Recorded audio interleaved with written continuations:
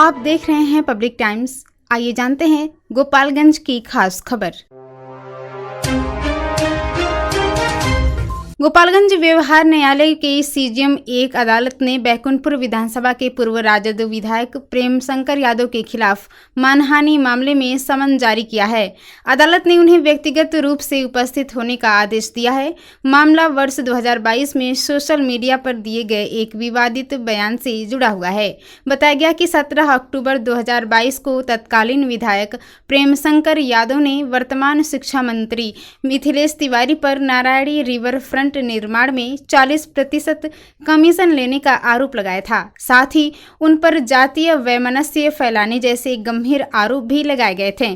शिक्षा मंत्री मिथिलेश तिवारी ने इन आरोपों को बेबुनियाद बताते हुए गोपालगंज कोर्ट में मानहानि का मुकदमा दायर किया था। मिथिलेश तिवारी के अधिवक्ता राजेश पाठक ने बताया कि अदालत ने भारतीय दंड विधान की धारा 500 के तहत मामला संज्ञान में लिया है। कोर्ट ने पूर्व विधायक को सदैव उपस्थित होने के लिए समन जारी किया है। इस अदालती कार्रवाई के बाद बिहार की राजनीतिक गलियारों में हलचल तेज हो गई है और पूर्व विधायक पर कानूनी दबाव बढ़ता दिख रहा है।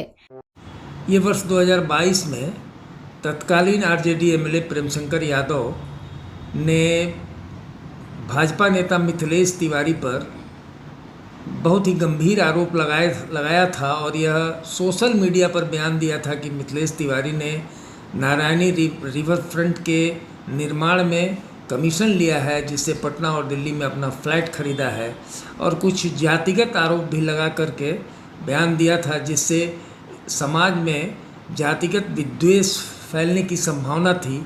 इसी आरोप को लेकर मिथिलेश तिवारी जी ने न्यायालय में आरोप दाखिल किया था और उसमें माननीय न्यायालय एसीजेएम 1 के न्यायालय से आज जो है उनके प्रेम शंकर यादव तत्कालीन आरजेडी एमएलए के विरुद्ध संज्ञान लिया गया है और उनको न्यायालय में हाजिर होने के लिए समन निर्गत करने का आदेश पारित हुआ है धारा 500 भारतीय दंड विधान के अंतर्गत।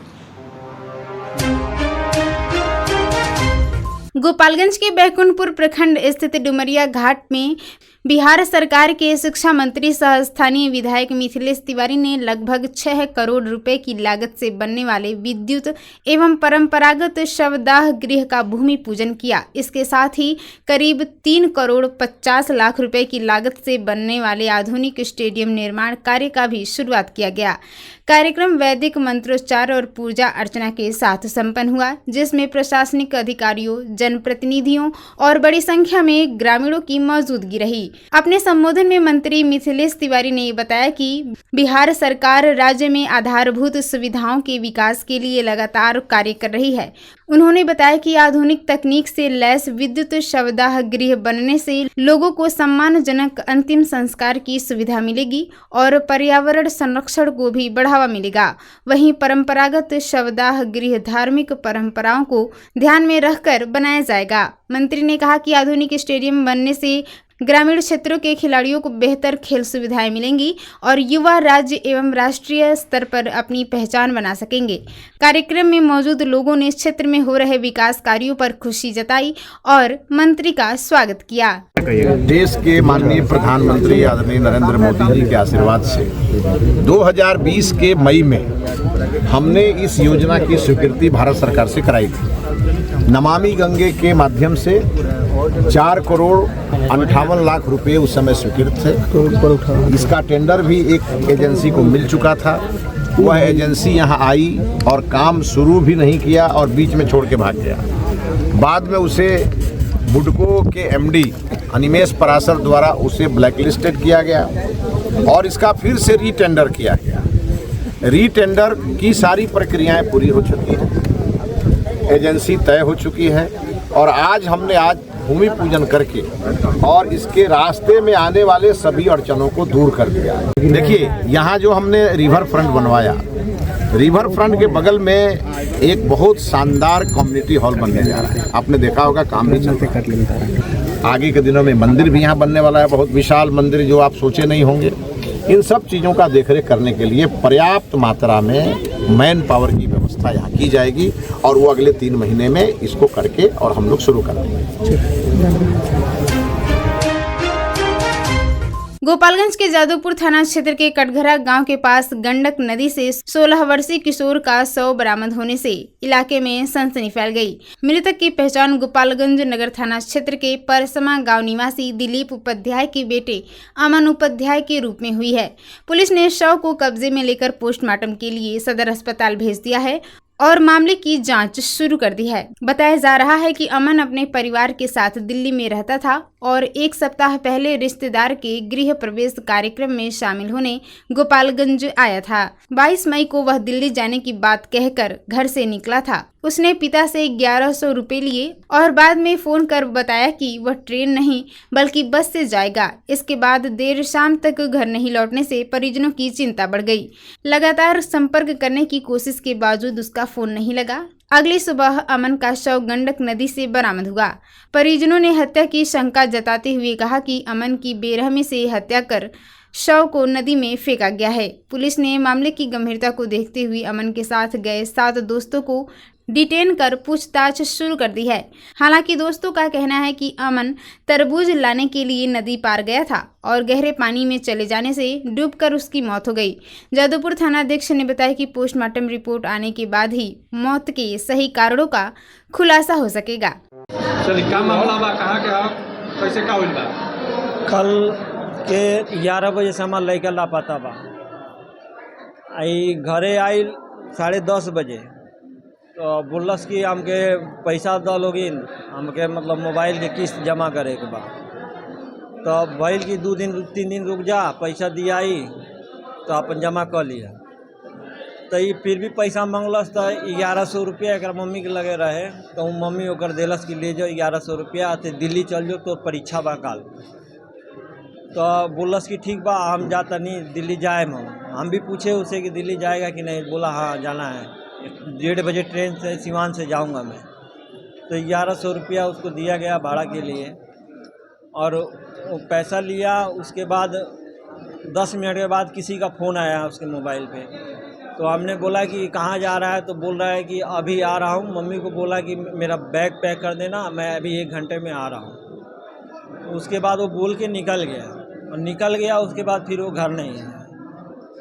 और फिर 3 बजे के आसपास में फ़ोन किया कि तुमको दिल्ली जाना था, तुम है कहाँ? तो बोल रहा है कि मैं अभी गोपालगंज हूँ, आ रहा हूँ 10-15 मिनट में और मैं बस से जाऊँगा, तो शाम को जाऊँगा बस से।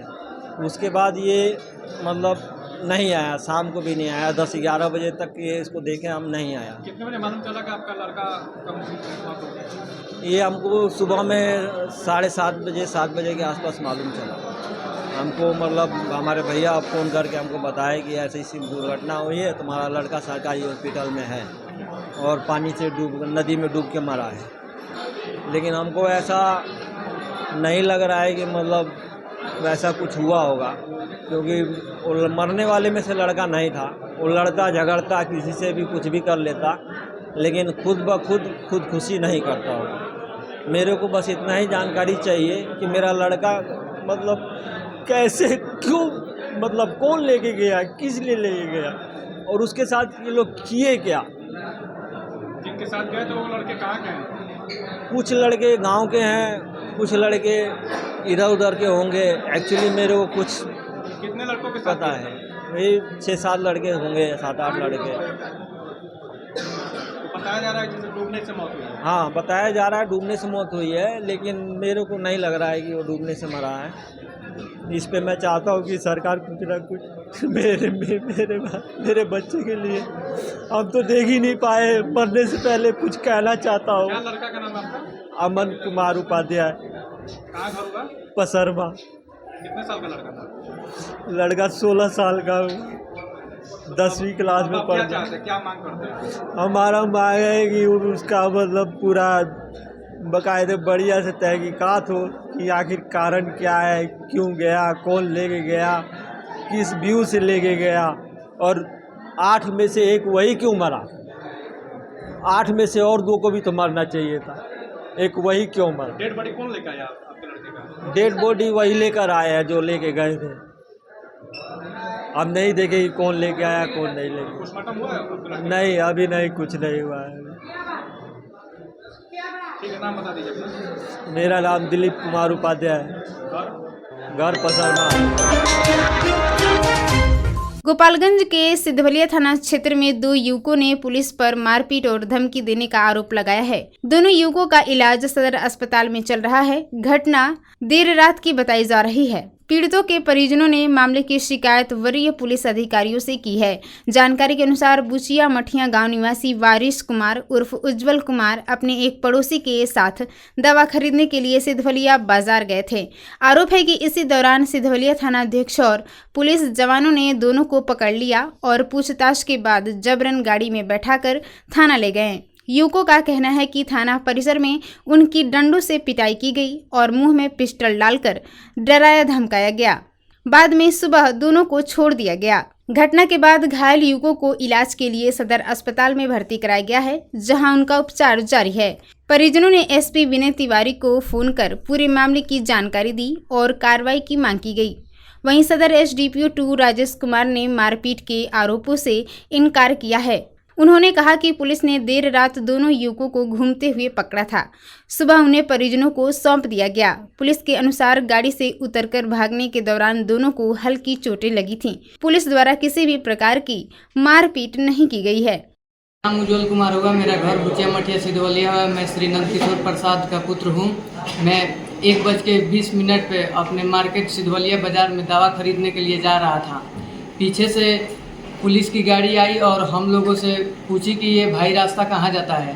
हम लोगों ने बताया ये रास्ता मोहम्मदपुर जाता है, आपको कहाँ जाना है। तो वो लोग बोले कि ठीक है। फिर हम लोग आगे बढ़ने लगे विजेंद्र मेडिकल के पास। तो देखे लोग कि मेडिकल तो अभी बंद है। तो जैसे ही हम अपना फ़ोन निकाले कॉल करने के लिए मेडिकल वाले के पास, तब तक पुलिस वालों ने मुझे गाली देना शुरू किया और बोला मादरचोद इस टाइम तुम लोग कहाँ घूम रहा है, रात को 1 बजे घूमने वाला टाइम है। और उसके बाद से उन्होंने लगा हम लोगों को पीटने और मोबाइल छीन लिया मेरा। उसके बाद से गाड़ी में ज़बरदस्ती बैठाने लगे। हम गाड़ी में ज़बरदस्ती नहीं बैठ रहे थे तो वो लोग बहुत मार मारे। उसके बाद थाना में ले जाके, जहाँ एक कमरा है उस कमरे में सीसीटीवी कैमरा नहीं है, उस कमरे में ले जाके हमको बहुत मारा, थप्पड़ से, रूल से, बांस के डंडे से, और मेरा मुंह खोलवा के मुंह के अंदर पिस्टल डलवा दिया और बोल रहा है कि अपना लॉक खोलो। और मेरी माँ बहन को बहुत सारा गाली दिया। उसके बाद से फिर मारा उन्होंने। आधा घंटा तक मारा उन्होंने। सोमदेव झा सिद्धवलिया थाना प्रभारी और होमगार्ड में है अजय कुमार है। कितने लोग थे आप लोग? हम लोग 2 आदमी थे। हम मेरे ये चाचा जी हैं और मैं इनके भतीजा लगूंगा। दोनों आदमी की चोट है? जी, दोनों आदमी की चोट है। कहाँ आए हैं आप लोग? हम लोग गोपालगंज सदर अस्पताल में आए हैं। गोपालगंज के बरौली प्रखंड स्थित नेवरी शिव मंदिर परिसर से भव्य कलश यात्रा के साथ श्री रुद्र महायज्ञ का शुभारंभ हुआ। महायज्ञ को लेकर पूरे क्षेत्र में भक्तिमय माहौल बना रहा। वैदिक मंत्रोच्चार और जयघोष के बीच निकली कलश यात्रा में बड़ी संख्या में श्रद्धालुओं ने हिस्सा लिया। खासकर कुंवारी कन्याओं की भागीदारी आकर्षण का केंद्र रही। श्रद्धालुओं ने प्राचीन नेवरी तालाब से जल भरी और पूजा अर्चना की। कलश यात्रा में गांजे बाजे, ढोल नगाड़े और सजे हुए रथ शामिल रहे। भगवान शिव और माता पार्वती की आकर्षक झांकी ने लोगों का मन मोह लिया। यात्रा मार्ग में श्रद्धालुओं की भारी भीड़ देखने को मिली। आयोजकों की ओर से जगह जगह शुद्ध पेयजल, शरबत और जूस की व्यवस्था की गई थी। धार्मिक आयोजन को लेकर गांव और आसपास के क्षेत्रों में उत्साह का माहौल बना हुआ है। स्थानीय लोगों ने इस क्षेत्र का महत्वपूर्ण धार्मिक और सांस्कृतिक आयोजन बताया, जिसमें सभी वर्गों के लोग बढ़ चढ़कर हिस्सा ले रहे हैं। गोपालगंज के कुचायकोट थाना क्षेत्र में NH 27 पर सांसा मूसा ओवरब्रिज के समीप देर शाम हुए दर्दनाक सड़क हादसे में एक युवक की मौत हो गई, जबकि दूसरा युवक गंभीर रूप से घायल हो गया। घटना की सूचना मिलते ही पुलिस मौके पर पहुंची और परिजनों को जानकारी दी। इसके बाद परिवार में कोहराम मच गया। बताया जाता है कि मोहम्मदपुर थाना क्षेत्र के सरिया नरेन गांव निवासी रंजय कुमार और अमरेश ठाकुर किसी काम से उत्तर प्रदेश गए हुए थे। देर शाम दोनों बाइक से वापस अपने घर लौट रहे थे। इसी दौरान सासा मूसा ओवरब्रिज के पास उनकी तेज रफ्तार बाइक अनियंत्रित होकर आगे चल रही ट्रैक्टर ट्रॉली से पीछे से टकरा गई। टक्कर इतनी जबरदस्त थी कि दोनों युवक सड़क पर गिरकर गंभीर रूप से घायल हो गए। घटना के बाद आसपास के लोगों की भारी भीड़ जुट गई। स्थानीय लोगों की मदद से दोनों घायलों को इलाज के लिए अस्पताल ले जाया जा रहा था, तभी रास्ते में रंजय कुमार की मौत हो गई। वहीं गंभीर रूप से घायल अमरेश ठाकुर की इलाज अस्पताल में जारी है। घटना की सूचना पर पहुंची पुलिस ने शव को कब्जे में लेकर पोस्टमार्टम के बाद परिजनों को सौंप दिया है। पुलिस मामले की जांच में जुटी हुई है। गोपालगंज जिले के माझागढ़ थाना क्षेत्र में धोवलिया गांव में जमीन पर जबरन कब्जा करने का विरोध करना एक परिवार को महंगा पड़ गया। आरोप है कि विरोध करने पर देवर और भाभी की लाठी डंडों से पिटाई कर दी गई और गंभीर रूप से घायल कर दिया गया। दोनों का इलाज सदर अस्पताल में चल रहा है। घायलों की पहचान विजय महतो की पत्नी सरिता देवी और उनके देवर सुरेंद्र कुमार चौहान के रूप में हुई है। बताया जा रहा है कि गाँव में उनकी जमीन पर कुछ लोग जबरन कब्जा करने की कोशिश कर रहे थे। जब परिवार ने इसका विरोध किया तो आरोपित गाली गलौज करने लगे और देखते ही देखते मारपीट शुरू कर दी। आरोप है कि लाठी डंडों से हमला कर दोनों को गंभीर रूप से घायल कर दिया गया। घटना के बाद स्थानीय लोगों की मदद से दोनों घायलों को माझागढ़ सामुदायिक स्वास्थ्य केंद्र में भर्ती कराया गया। प्राथमिक उपचार के बाद डॉक्टरों ने उनकी गंभीर हालत को देखते हुए सदर अस्पताल रेफर कर दिया, जहां इमरजेंसी वार्ड में इलाज जारी है। घटना की सूचना मिलने के बाद पुलिस मामले की जांच में जुटी हुई है। पुलिस का कहना है कि शिकायत के आधार पर आगे की कार्रवाई की जा रही है। गोपालगंज के थावे क्षेत्र में स्थित विदेशी टोला के समीप NH 531 पर सड़क हादसे में बाइक सवार एक युवक गंभीर रूप से घायल हो गया। घायल युवक को इलाज के लिए सदर अस्पताल में भर्ती कराया गया, जहां प्राथमिक उपचार के बाद डॉक्टरों ने उसकी गंभीर स्थिति को देखते हुए गोरखपुर रेफर कर दिया। जानकारी के अनुसार विदेशी टोला निवासी नवनीत कुमार बाइक से थावे बाजार से अपने घर लौट रहे थे। इसी दौरान तेज रफ्तार कार ने उनकी बाइक में टक्कर मार दी। टक्कर इतनी जोरदार थी कि नवनीत कुमार सड़क पर गिरकर गंभीर रूप से घायल हो गए। घटना के बाद आसपास के लोगों की भीड़ जुट गई और स्थानीय लोगों की मदद से घायल युवक को सदर अस्पताल के इमरजेंसी वार्ड में भर्ती कराया गया। डॉक्टरों ने प्राथमिक उपचार के बाद बेहतर उपचार के लिए उन्हें गोरखपुर रेफर कर दिया। वहीं घटना की सूचना मिलने के बाद पुलिस मौके पर पहुंची और मामले की जांच शुरू कर दी है। पुलिस दुर्घटना के कारणों की पड़ताल करते हुए आगे की कार्रवाई में जुटी हुई है। गोपालगंज जिले के माझागढ़ थाना पुलिस ने बड़ी कार्रवाई करते हुए एक अपराधी को हथियार के साथ गिरफ्तार कर जेल भेज दिया है।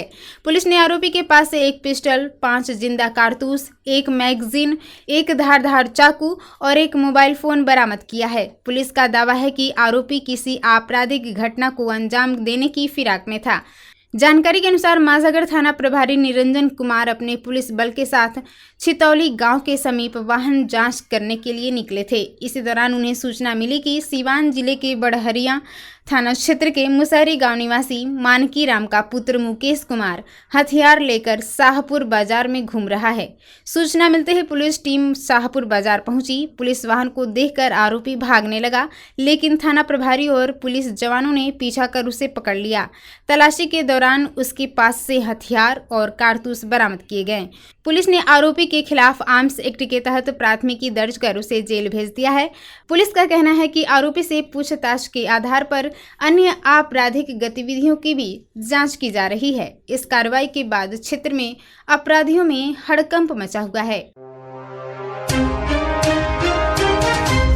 आपको बताते चलें कि माझागढ़ प्रखंड में स्वास्थ्य सुविधाओं की कमी लोगों के लिए बड़ी परेशानी बनी हुई है। सरकार द्वारा पंचायत स्तर पर उप स्वास्थ्य केंद्र और अतिरिक्त स्वास्थ्य केंद्र खोले गए हैं, लेकिन इमरजेंसी और प्रसव जैसी मूलभूत सुविधाएं नहीं होने के कारण ग्रामीणों को इलाज के लिए दूर जाना पड़ रहा है। माझागढ़ प्रखंड में पहले से 10 उप स्वास्थ्य केंद्र और 2 अतिरिक्त स्वास्थ्य केंद्र संचालित हैं। इनमें गौसिया और कोयनी अतिरिक्त स्वास्थ्य केंद्र प्रमुख हैं। गौसिया अतिरिक्त स्वास्थ्य केंद्र में डॉक्टर मनोज कुमार समेत 3 चिकित्सक पदस्थापित हैं, जबकि कोयनी अतिरिक्त स्वास्थ्य केंद्र में डॉक्टर परमानंद चौधरी और कुंदन सिंह के साथ कई ANM तैनात हैं। इसके बावजूद दोनों केंद्रों में न तो लेबर रूम की व्यवस्था है और न ही इमरजेंसी सेवा की उपलब्धता है। ग्रामीणों का कहना है कि प्रसव या किसी आपात स्थिति में मरीजों को माझा सामुदायिक स्वास्थ्य केंद्र या सदर अस्पताल गोपालगंज ले जाना पड़ता है।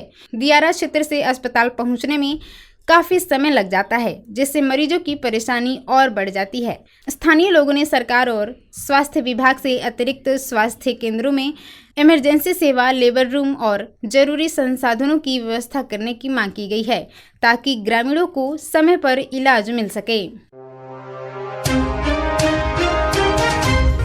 तो ये थी गोपालगंज की खास खबर। आप इसे देख रहे थे पब्लिक टाइम्स पर। नमस्कार।